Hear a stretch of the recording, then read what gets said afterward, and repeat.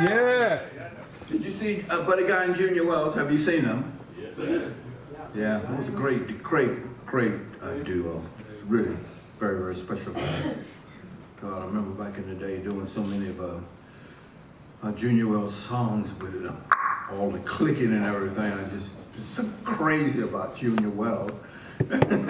That people started calling me Little Junior Wells. I mean, it was great inspiration. They were just so cool. Did the San Francisco Blues Festival with Junior Wells. You know, it was very, very special. Now, what okay, here we go. That guy up there. Hey, how you doing? Now, I want to tell you a little bit about the slides here and everything about coming from the South, which I spoke about before, yeah? When we lived in the South and everything. Now I want to move to the North.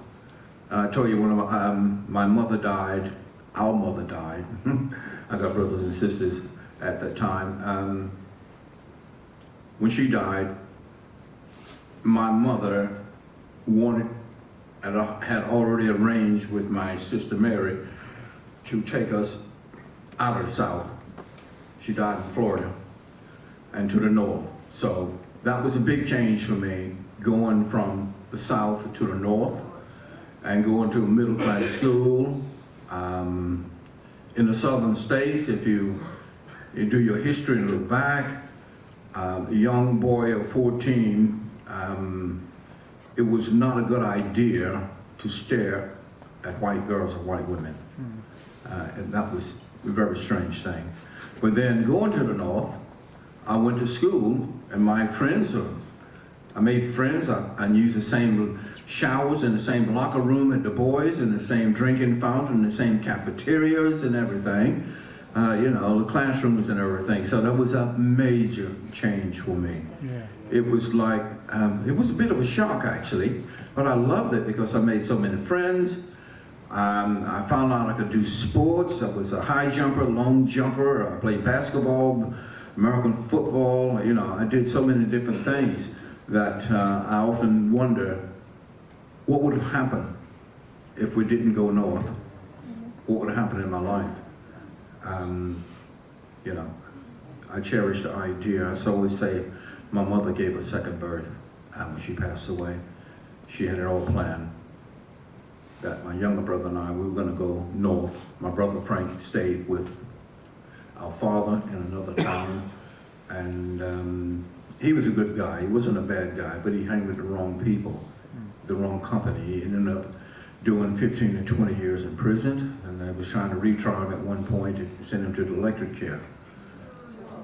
But my father bribed the judge, paid a fine, got my brother off. My father was always known to have money. He wasn't rich.